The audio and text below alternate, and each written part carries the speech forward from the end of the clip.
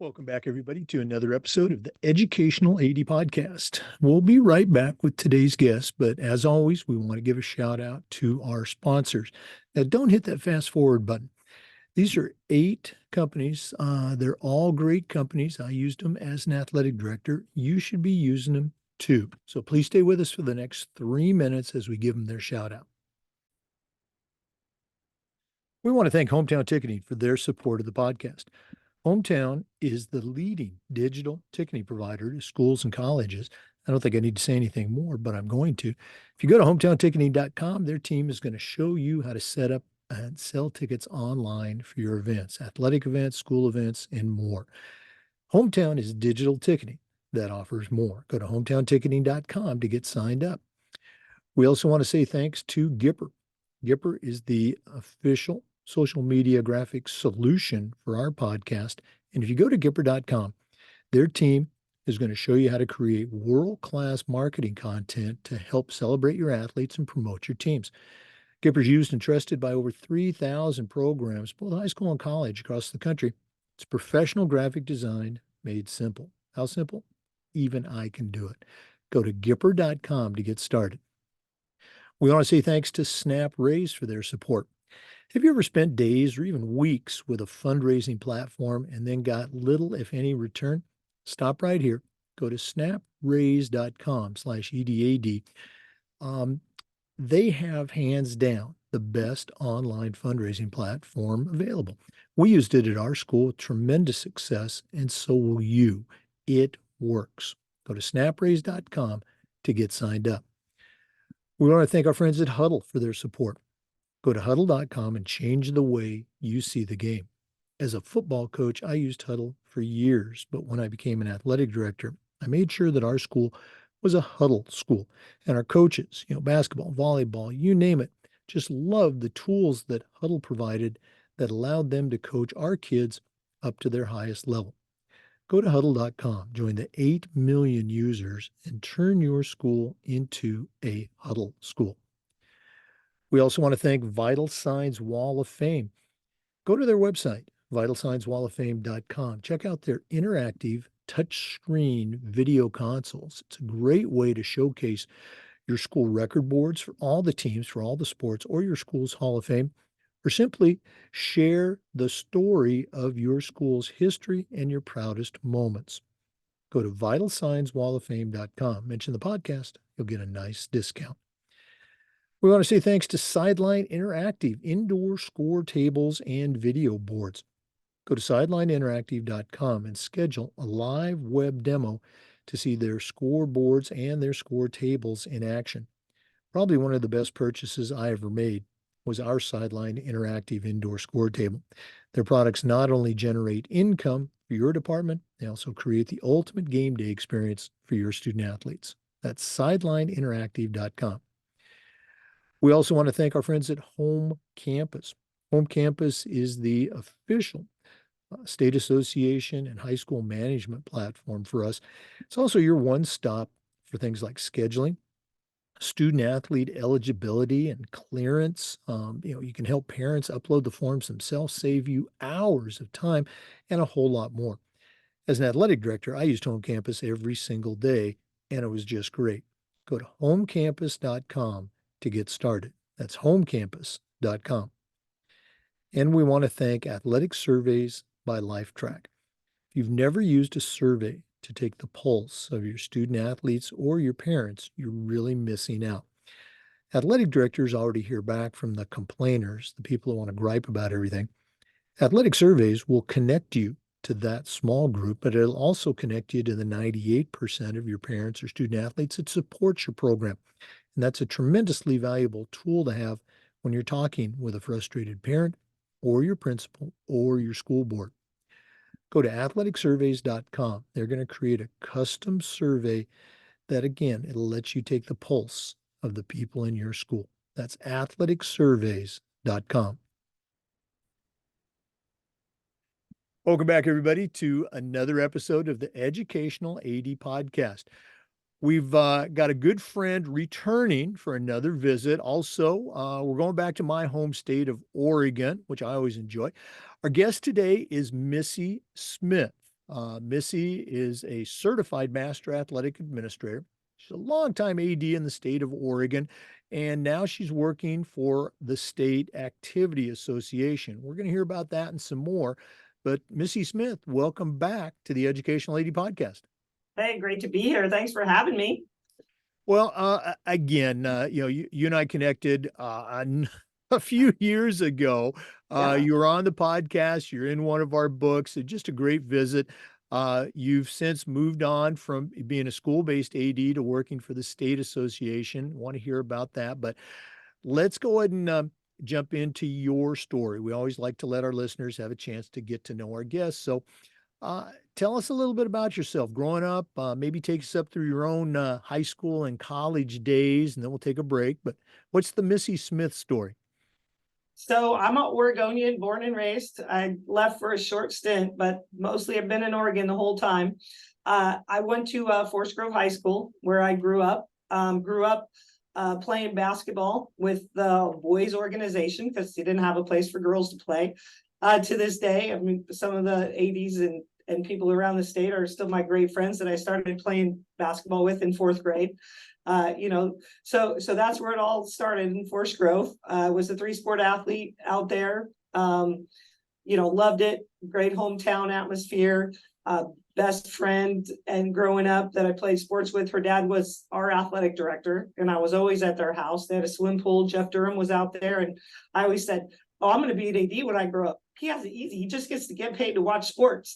And so that was my thought of what ADs did when I was, running around at 10, 11, 12 years old. But had a great, career at Forest Grove, and then signed to go play at Gonzaga. Played at Gonzaga a very short stint. I didn't really appreciate the style of coaching at the time. There's a lot of yelling and a lot of throwing things and a lot of stomping, and I just didn't feel like that was the place for me. So I made the transfer to Oregon State. It's kind of funny, when I was in high school, our softball coach at the time said, you should just focus on one sport because you can't play 2 sports in college. So you should just, settle in. So that was kind of always in the back of my mind. I always really wanted to prove him wrong.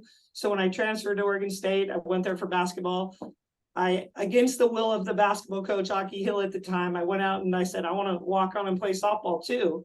And, I let the 2 coaches battle it out. And finally AD stepped in and said, "Do you want to do both?" And I was like, "Yeah, I do." "Okay, you can do both."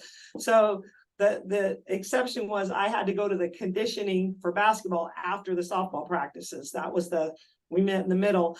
So definitely enjoyed my time there. Got a chance to play, started in center field the time I was there. Made a career of being an athlete at Oregon State for sure. And I had that extra year when I transferred to redshirt. So was able to, graduate from there. And like I said, had an amazing experience playing there. I mean, one of our highlights was beating Stanford when they were ranked in the top 4, just those memories. But most of the memories are teammates and coaches and having that experience. So that was great. After I left school, I was going to go to get my master's in athletic training. And then all of a sudden this job popped up. Oh, coaching college. So I went from 1 year of graduating to being a college coach with kids that were, 1 year younger than me. So that was an experience for sure. Well, we're going to go into that, but I want to go back, to your high school days. And again, you and I shared this before. I went to college at Pacific University right there in Forest Grove. A little bit older than you, so you were probably, I don't know, maybe in grade school or junior high, but I still remember Forest Grove, and so this was 77 through 80, because I went to a JUCO first. Small town, small college town. It's grown up a little bit since then. I try to get back, but looking back at your days as a high school athlete at Forest Grove, was there a moment that at the time it didn't really resonate, but now looking back as a coach, as an AD, you can say that moment was impactful. Anything come to mind for you? Yeah, I think it was, it was different back then. Coaches and players could be really close. I mean, my family and Don Adams was a coach out there at the time. You may remember him. we're so close. And my parents, worked 40 plus hours a week. So after school, I would just jump in the truck and go back to their house where, Auntie Sharon, Dawn's wife, was making dinner and the championship cake. And there was something where you just wanted to put everything you had out for that guy. He cared so much. And so I think that time, and then he gave me a key to the gym. So I still have it. It's on a basketball lanyard. And I would go in the back door in the morning and I would put up chairs. And, back then I would pretend I was Magic Johnson or, because there was no girls to emulate. So I think that was the time where I knew basketball was a huge part and sports were a big part. And I understand how much and how important coaches are. Now, looking at your career at Oregon State, and again, there's another small connection. My wife graduated from Oregon State. She was a runner back in the 70s. Um, you mentioned that the basketball coach and the softball coach were, in your words, and I can imagine fighting it out over who's going to Yeah. get you. How did that experience and the way the athletic director stepped in kind of on your behalf, how did that shape your career and your philosophy when dealing with kids and probably their parents?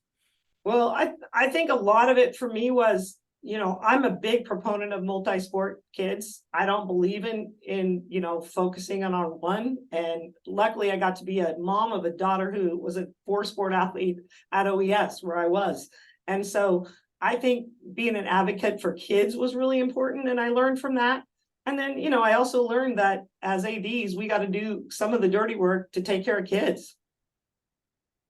No, and again, for our listeners, Missy's kind of underplaying her career at Oregon State. She had an outstanding career in both sports. What looking back, you mentioned beating Stanford, but any other moments like that when you go back for reunions or thing that hey, you remember that? Yeah, I think one of the funniest times was we had just finished playing Cal at home, and I jumped on an airplane the next morning and flew down to UCLA to be on the bench for softball because the season had just ended. And it was awesome. I was sitting on a bucket in the sun, knowing there's no way in heck I'm getting in this game today. I'm, taking some BP, but I haven't done anything. And you may know a name, Lisa Fernandez, Oh yeah. pretty good Olympian. So she's on the mound and I'm sitting there and no one's, making any contact. And I get the Missy, grab a bat. And I said, what? Are you kidding me? And I got to go back and watch the feed. That's when, we used to be on Fox Northwest and some of those.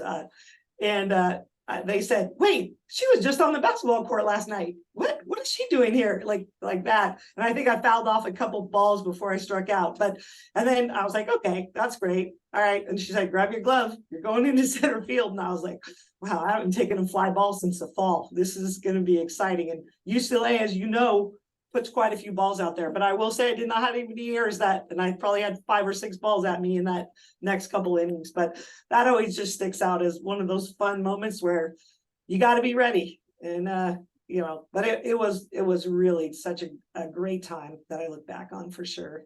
Oh, absolutely. Yeah, I just love hearing those stories. For our listeners, our guest today is Missy Smith.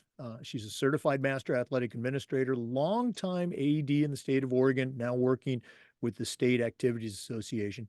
We're going to take our first break, but we're going to be coming back with a lot more, so please stay with us. This is the Educational AD Podcast. We want to say thanks to Hometown Ticketing for their support of the podcast. Go to hometownticketing.com. It's the leading digital ticketing provider to schools and colleges. Their team is going to show you how to set up and sell tickets, not just for your athletic events, but things like school plays, concerts, school dances, even graduation. And here's the best part. Every single account gets assigned a dedicated client success manager that's going to provide you hands-on support every step of the way. That's every step of the way. Go to hometownticketing.com to get started. It's digital ticketing that offers more. We also want to thank our good friends at Gipper for their support. Gipper's the official social media graphics solution for the podcast. And if you go to Gipper.com, their team is going to show you how to create world-class marketing content to help you celebrate your team and promote your program. Gipper's used and trusted by over 3,000 high school and college athletic programs across the country. It's professional graphic design made simple. Go to Gipper.com to get started. Mention the podcast, they'll give you a nice discount. That's Gipper.com. All right. Hey, welcome back, everyone, to the Educational AD Podcast. Our guest is Missy Smith from the great state of Oregon.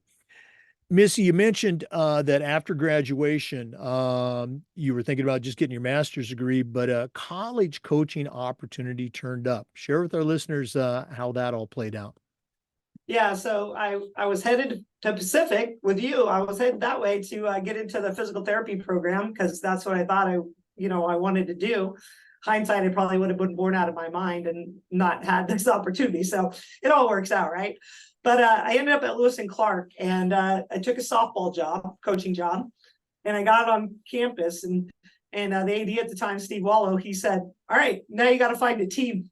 After I took a job, there was nobody. There was like 2 recruits. So it was definitely a building process. It was an opportunity to get in the lunchroom and look for kids that looked athletic and find kids that had experience. And, we put together a motley crew of girls that just wanted the experience. And, we did pretty well. So it was definitely a building process. I learned right away from a young age, being a year older and sometimes even the same age as some of those people, I really had to lay that line down, probably harder than an older coach or somebody more experienced would have had to do, because I had to make sure that they knew, I'm the coach, I'm not your friend, I'm your friend, of course, but I'm not going to hang out and do those things, even though there wasn't much, years between us. I was also working in the athletic training room. So, the football guys were like, "Hey, there's a barbecue and a party tonight. You should come." I'm like, "I can't come until you graduate. I know we're the same age, but those type of things." So I really had to learn how to be professional right away if I knew I wanted to be successful. So, and when you're at a small school like Lewis and Clark College, I was also intramural director, and I helped run the weight room, and then I was coaching softball, and then the basketball job opened up, and they hadn't had a lot of success. And obviously that's where I had a lot of passion.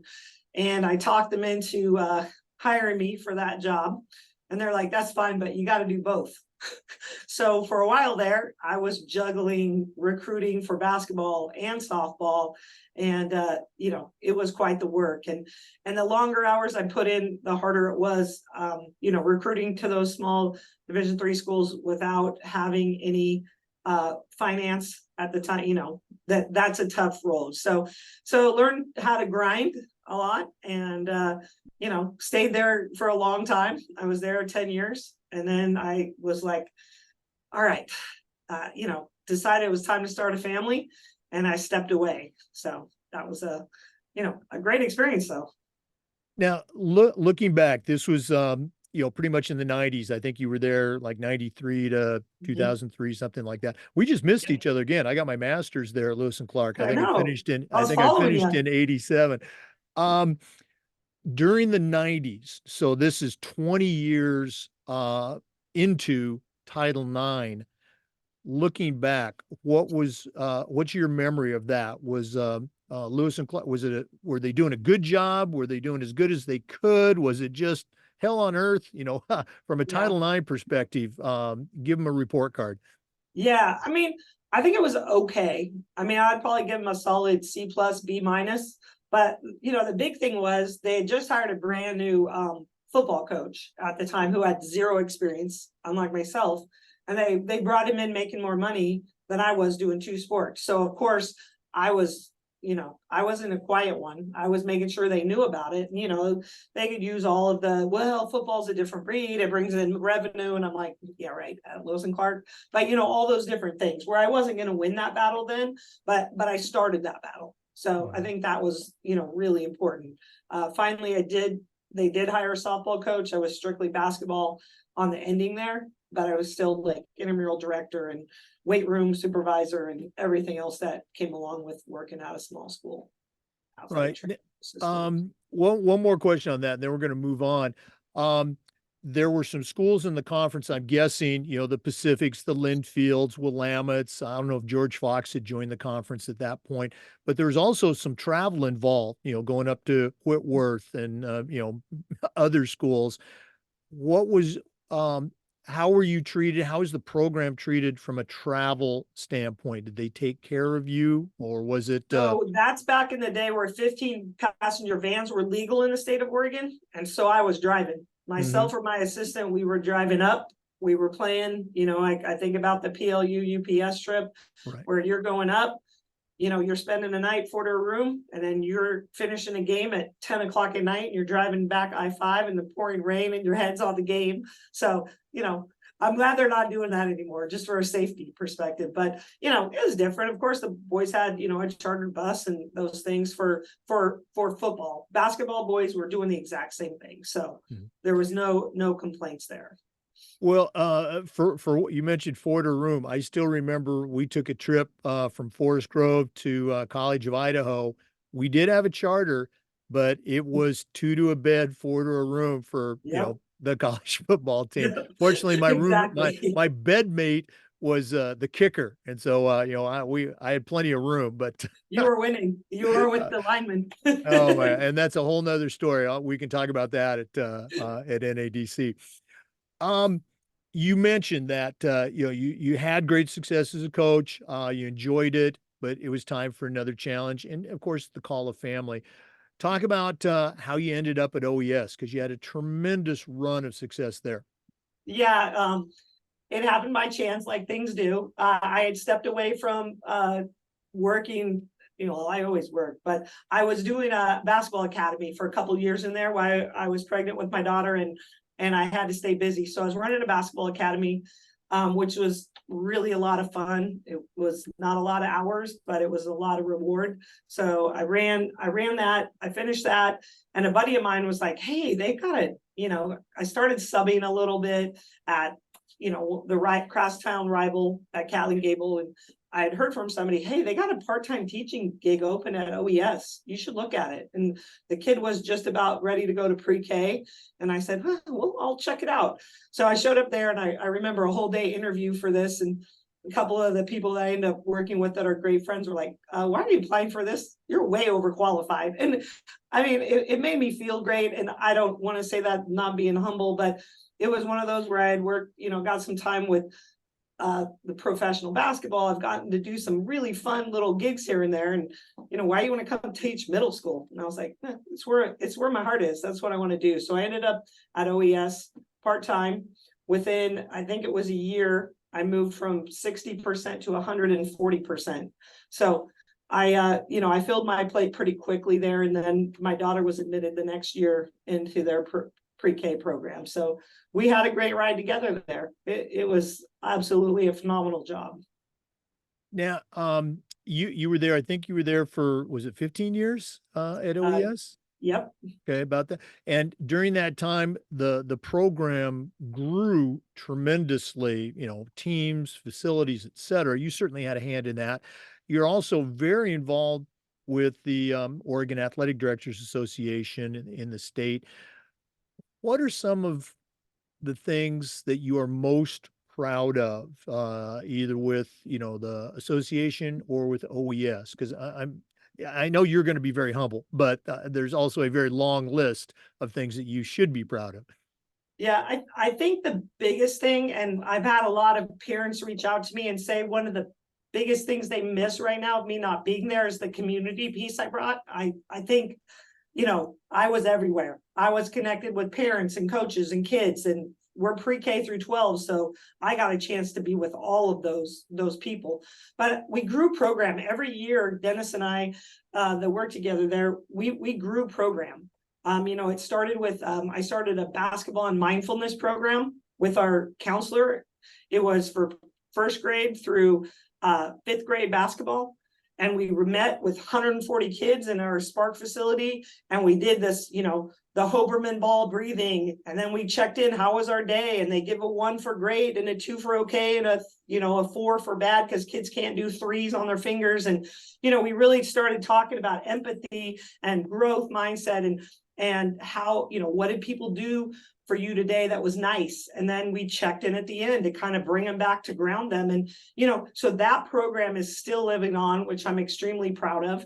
But again, it was a way that we took a sport, and mindfulness was big at OES in the classroom. And we said, where do we bring those together? So that program I was really excited about.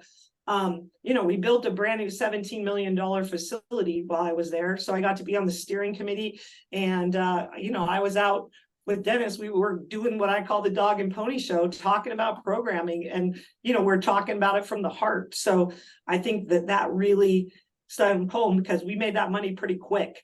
And so really proud of that. And that facility that's there and now is probably one of the top in the state. And it's really given us a lot. But I think and then we built a Hall of Fame. I kept pushing. And we just had the second year. I stayed on that committee there as an at-large member because, I helped start it. So I kind of wanted to stay involved for a little while. And then, alumni golf tournament, they never had that. We added that. And probably the biggest thing though, Chris Van Hatcher, my predecessor, was at OES for 45 years between going there, coaching, teaching, and being the athletic director. He started a no-cut policy, and OES really prides itself on, if you want to come out and play, we're going to find a spot for you. And if that means hiring a JV2 second team coach a week before because of our numbers, we do that. But at the same time, we never apologize for being really good. And so I think having that balance has one of the things that really makes OES stand out as a successful athletic program and school. Oh, absolutely. I just love it. We're going to do this at the end of the podcast, but if one of our listeners wanted to reach out, pick your brain on a tremendous number of subjects you would be an expert on. And listeners, I'm telling you, you got a tremendous resource here. Missy, what's the best way that they can get a hold of you?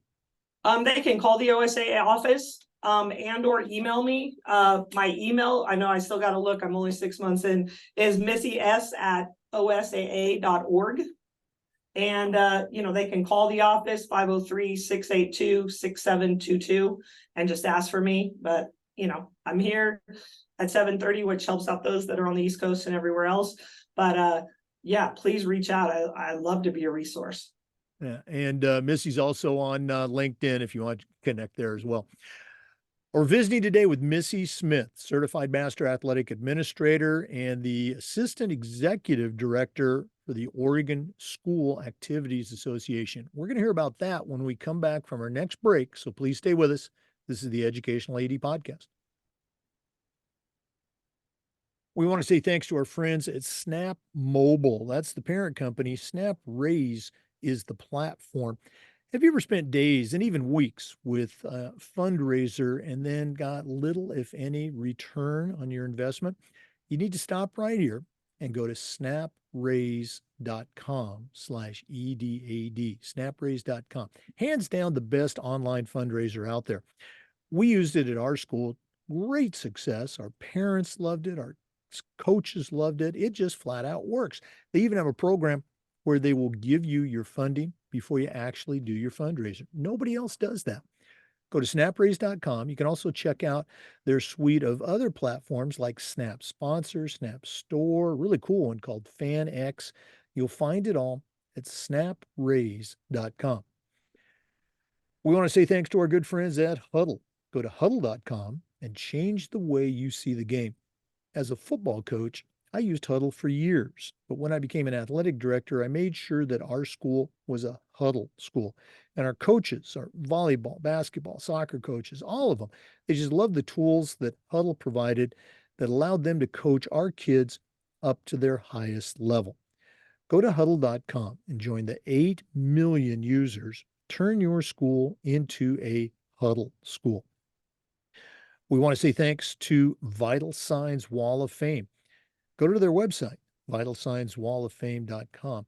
Check out their interactive touchscreen video consoles. It's a great way to showcase your school record boards for all the teams, for all the sports, or your school's Hall of Fame, or simply tell the stories that make your school special.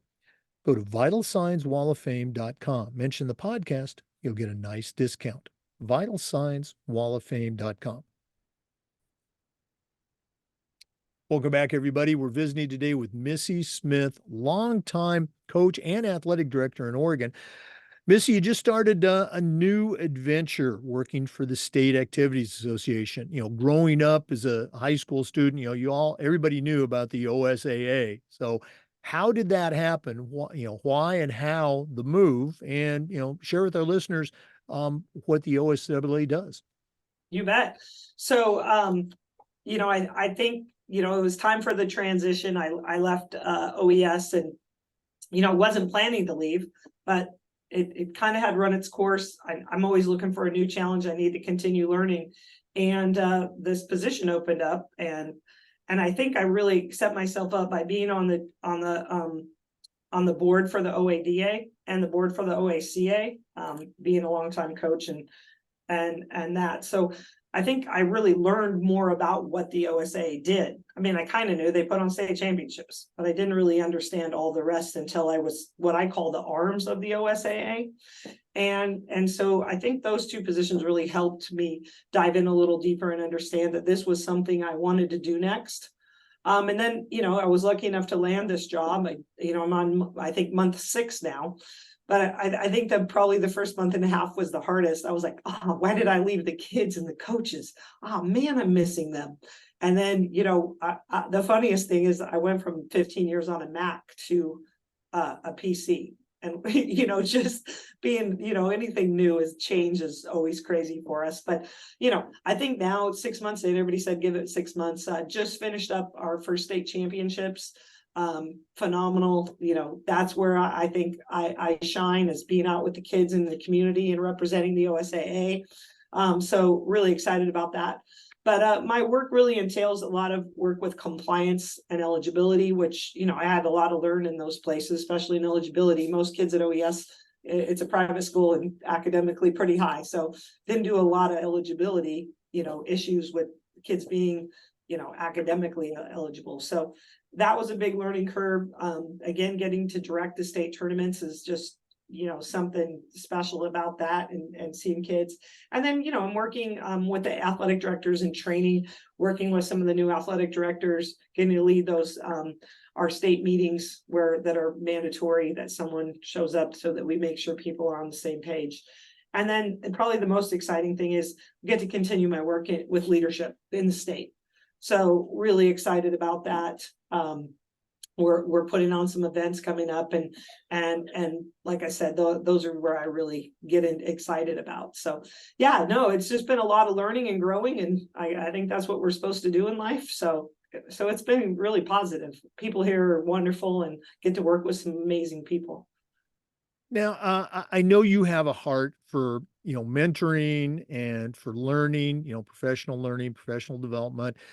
Here in Florida, our state association, I think does as good a job as possible. It's a big state, covers a lot of area. Yeah. And we're still seeing that tremendous turnover in the role of athletic directors. Oftentimes, they're overworked. There's not enough resources in mentoring. And again, our state association does a very good job with annual workshops and rotational compliances, things like that, so that ADs don't run afoul and they don't end up having to appeal a penalty or something like that. Uh, what what does the OSAA do for you? You mentioned helping athletic directors, teaching them. How are you meeting that challenge of keeping athletic directors on the job? Because if we can keep them, I think for those first 2 or maybe 3 years, I think we might have them for long term. But what are some things that you're doing with OSAA? Well, we start every year with, like I said, the mandatory training, where we really try to make sure that they understand all the compliance issues, what the, open and close periods, things that make it successful, so that they don't get themselves in a tough place. like I tell them all the time, we're here to partner, we're here to support you. We are not here to look for something to get in trouble like that. I mean, I think a lot of people are like, oh, the OSA is calling me. Oh no. I'm like, no, I'm just calling. Hey, checking in. Hey, do you need help on this? Do you understand this? Let me help you with this kid. So I think that the biggest thing we do is make sure that people understand that we're here for them. They don't have to spend 20-30 minutes looking up a rule. Give us a call, we'll get you the answer right away. So I think that's one way we support. And then, when they are having issues, or we get a parent call and they're complaining, I call right to the AD and say, heads up, this parent's going crazy, here's what's coming at you. So I think being in partnership is the biggest thing we do. And right now I'm actually supporting an athletic director in our state who's looking at the job that I just left, and again, I don't want them to leave the profession, but if, maybe if they're not happy, we can find a space where it fits better. And so, I think being a resource there and going, looking for, ways and places where we can step in and make their job easier, whether it's helping them, track coaches or do things on our website, anything that can make it easier for them or to find things. I think that's what we're here for. You know, classification, putting schools in, whether it's class 1 or class A, however your state does it, is always a challenge. In Florida right now and in many states, it's reclassification season. How does that Yep. work in Oregon? Are you involved with that? And, what would you do if you could wave that magic wand and say, all right, here's Missy's classification system? Yeah, we're looking at a lot of numbers, honestly, when we're doing those reclassifications. Our kind of magic number is 10% growth or 10%, drop in growth, I guess you would say, enrollment. And so a lot of it just is based on numbers. And then we do have specialist instances where people are like, hey, we're growing, but our next class coming in. So we're looking at a 3-year average. We're never looking at just that year and moving people up and down. We actually just had a board meeting on Monday where we had 40 people in attendance that were here because they band together and said, we all want to realign these 3 leagues. We want to move these people up from 1A to 2A, which 1A is our smallest schools. And it was fabulous because they all worked together and came with a plan, and it passed because the support was, unfathomable. And I think that the more that our ADs are learning that they can really get in there and make change or get the things they want if they're prepared and they work together. I mean, I think it was 40-1 the vote for those ADs of what they wanted. I mean, that's phenomenal to get that many people to understand that that was the best thing for kids and travel and everything else to, expand to 3 leagues instead of 2 and to move those teams. So, I think that's, the magic is when they can figure out exactly what makes sense for kids and coaches and bring that to us, Right. No. then we're not trying to guess, Right. Everybody wants to complain, but very few offer that solution and a plan. Yeah. That's very cool to hear. One more question for OSAA. Outside of money, we say money doesn't solve everything. Well, it certainly helps, but outside of money, what's the biggest challenge that you and your team at OSAA is working with right now in educational based athletics? And is there only one? I think one of the biggest is, just understanding, the compliance, the rules of coaching, club and high school teams is one of them but right now, one I think is the biggest issue we're dealing with is finding venues that are big enough to support the crowd sizes that are growing at the state venues, and then finding the venue that fits that we can host at, because, you start looking at colleges that make sense, right? But for volleyball, they're right in the middle of volleyball, and basketball just started. They're not going to give up their facilities for 2 days. So I think facilities is a big issue. I'm working right now to find a spot for our 3A, 4A, volleyball. And, it's tough. It's tough for the right setups and the things we need. So I think venue is one, and the way the crowds are growing and the support, you got to have a bigger venue and hold more people. And so it's a good problem to have, but I think that's one that I'm noticing right off the bat. Yeah, I think a lot of states would embrace that problem. We got too many fans. What do we do? So, good luck with that. Hopefully, you're going to be able to find a place for those competitions. There's nothing like a great state competition. For listeners, our guest again is Missy Smith. She's a certified master athletic administrator. She's also the assistant executive director for the Oregon School Activities Association. We're going to take another break, but we're going to come back. Here's some cool things that Missy's involved with around high school sports and educational based athletics. So let's take that break, but we're coming back. This is the Educational AD Podcast. We also want to thank our friends at Sideline Interactive, indoor score tables and video boards. Go to sidelineinteractive.com and you can schedule a live web demo, see their score tables and their score boards in action. Probably one of the best purchases I ever made was our Sideline Interactive indoor score table. Of course, we use it for home games, but we also use it for pep rallies, for signing ceremonies. Their products are tremendously versatile and their customer service is just outstanding. Go to sidelineinteractive.com. Schedule that live web demo today. We also want to thank Home Campus. Home Campus is the official and exclusive high school and state association management platform for us. It's also your one-stop platform for things like scheduling, athletic eligibility and clearance, uploading forms, digitizing signatures. You can even have parents upload their own forms, and a whole lot more. As an athletic director, I used Home Campus every single day, and it was just great. And the Home Campus team was great to work with too. To get started, all you have to do is go to homecampus.com. That's homecampus.com. Welcome back to the Educational AD Podcast. In addition to all the things that Missy has shared with us, she also it reaches out beyond, gets out of maybe her comfort zone, or maybe it is her comfort zone, but she's definitely stretching herself. Missy is the founder of the Oregon Girls Sports Leadership Foundation. Been doing that for several years now. And Missy, share with our listeners, if you can, how that all came about and exactly what the Oregon Girls Sports Leadership Foundation is. So yeah, I have to tell you a quick little story to how it got started. I was at my first athletic director conference over in Sun River, where we have it every year, and we were playing cornhole. And about that time, I'm playing. I get tapped on the shoulder, and one of the women ads goes, "Hey, this is when they have the women's roundtable." And I'm like, "They have it during the social? That's crazy." So I leave, I go to this meeting, there's about, maybe 10 of us in the room, and everybody just seems really tired and, just like they're working their tails off and they kind of feel beat down. I can just feel it in the air. And here I am, this first year AD, and I say, "Hey, why don't we do something?" And they're like, what are you going to do? I said, "Why don't we have a leadership summit for girls?" And they all were like, "Who is this person in the room? And when are you going to have time to do that?" And I had told the guy I was playing cornhole with, text me when we're up again.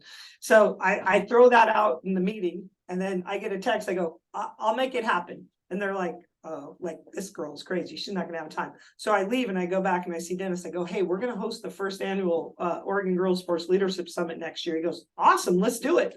So that's where it came from. And I said it, and once I say something, I'm going to make it happen. So we started, and the reason behind it is we need to do more intentional leadership. OES used to love to say, "We send out leaders." We said, yeah, we send out leaders and come happen by chance, right?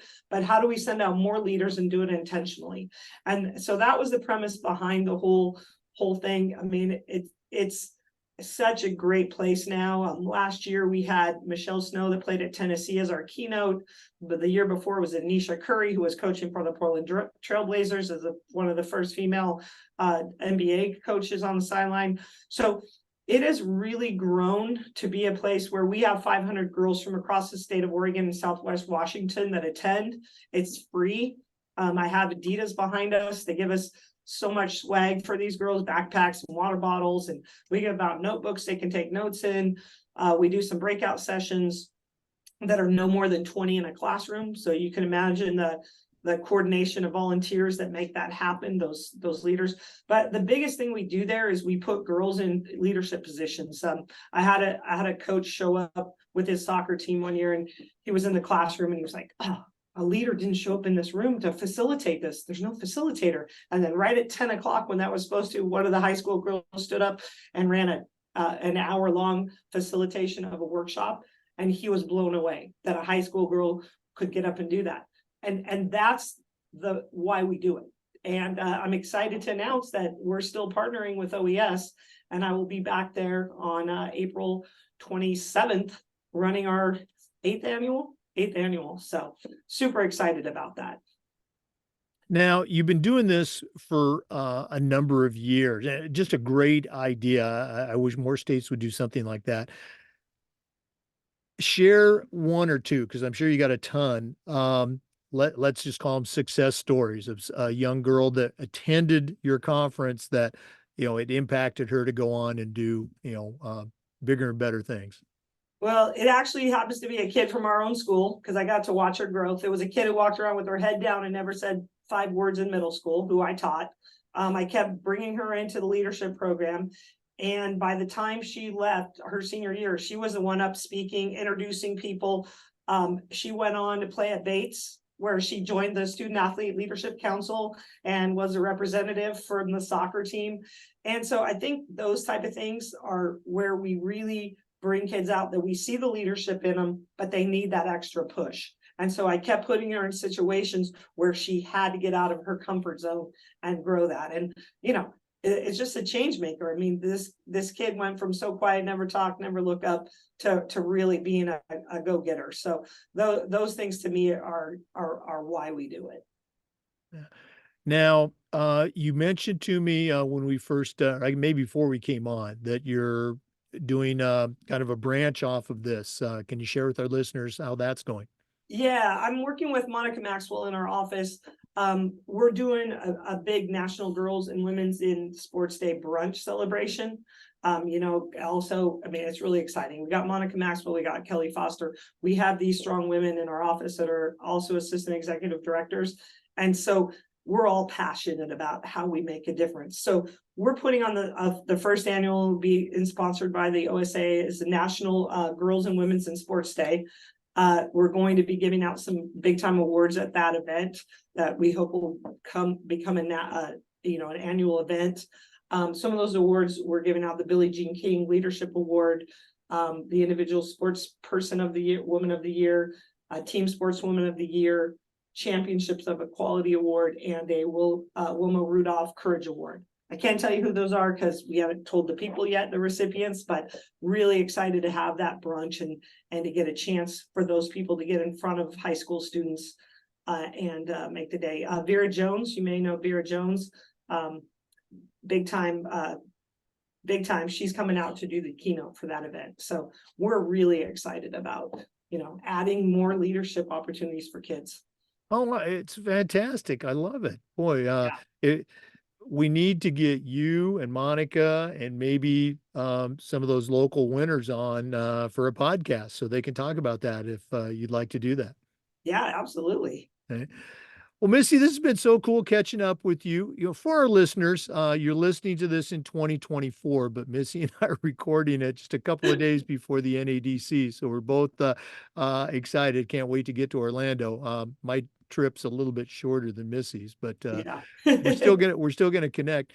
But we're not done yet. As Missy knows, we always wrap things up with the athletic director toolbox. So we're gonna take our final break here from Athletic Surveys, and when we come back, it's going to be round 2 for Missy Smith. We're going to find out what she will put in her new athletic director toolbox. Please stay with us.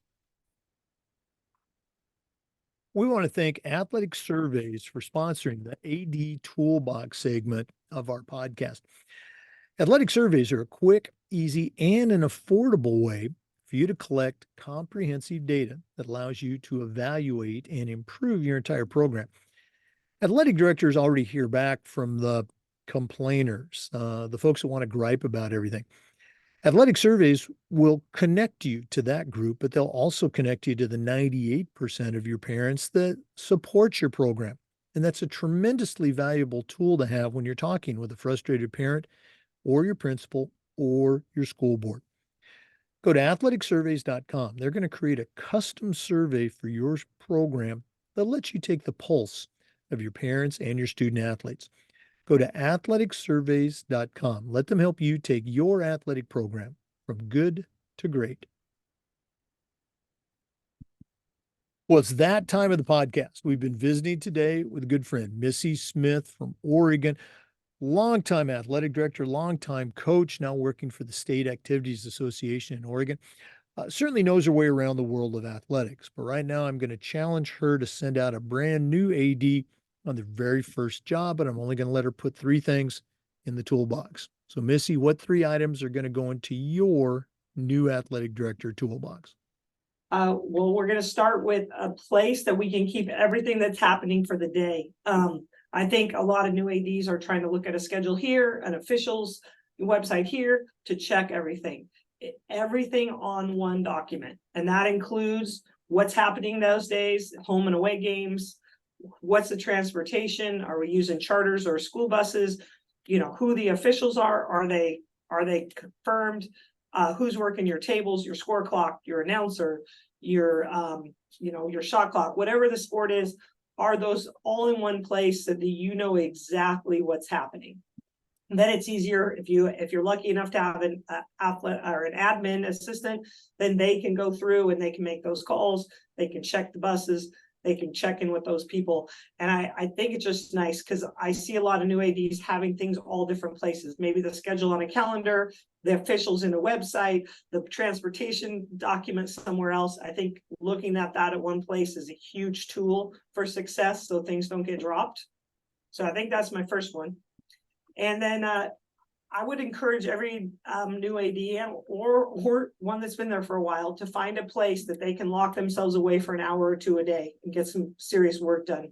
I know if I would sit in my office, what would happen is, hey, I need a pair of shorts for the away game. I left mine at home. Oh, hey, can you run over here? I need this. I need that. And you will never get to really grind in on a project or something that you need to get done.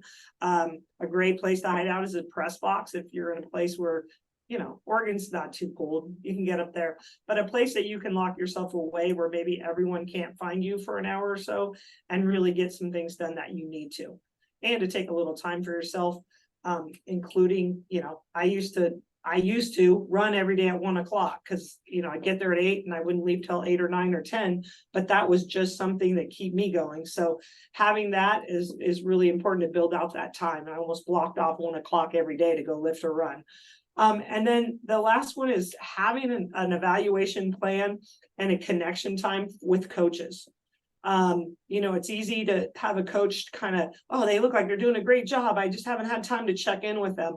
And they may be struggling, or they may have some questions, or they may need you. So they're most likely not going to search you out, that you've got to be the one to be present and search them out. And, setting up not so much an evaluation plan, but just keeping everything that you're, communicating with them somewhere so that you can continue to keep it checking in and making sure the progress that they want to make or progress you need them to make is happening. So a plan for not just coaches evaluations, but checking in with them to make sure that they're doing all right. And, I used to just run a Google Doc and throw some notes in there. So the next time I checked in with them, I could go back and say, oh, they're doing better, or they need help here, or gosh, I forgot to order them this. So just having a place to connect with those coaches and making intentional time, because, if you're not, I think that's probably one of the most important things of the job. Well, I love them all. And the idea of just checking in with coaches, not formally, it's not an evaluation, but just being there. I would always try to walk through the gym, walk through practices, out on the fields, and just, kind of wave, how's it going? Everything okay? Anything I can get you? And 99% of the time it was, hey, everything's great. But Yeah. sometimes it was, hey, can I see you after practice? Very cool stuff. And the organization, you can't undersell, or excuse me, you can't oversell organization enough. Yep. That's words from a veteran AD. Missy, once again, this is great spending time with you. I know you're incredibly busy. If one of our listeners wanted to reach out, pick your brain a little bit, maybe connect with you, add you to their network, what's the best way they can do that? They can email me, is great. It's missys@osaa.org, or reach out on the phone. My number, I have to look it up. See, I still don't have it. 503-682-6722. Just ask for Missy Smith. And like I said, I'm also on LinkedIn, and any way you want to reach out, I'm always here for you. And I love what I do, and I love to help people. So always here for them. Absolutely. Yeah. And again, listeners, you got a great resource here. So call her up, make sure you spend some time. Missy, again, I know we're recording this, people, it's already happened, but looking forward to seeing you at NADC, and all the best as we do move through 2024. I love it. Thank you. Thanks for having me on. Oh, absolutely. For listeners, we do this just about every day, and we upload the Zoom recordings to the Educational AD Podcast YouTube channel. Of course, we appreciate you listening. Come back next time for another great interview on the Educational AD Podcast. We'll see you next time.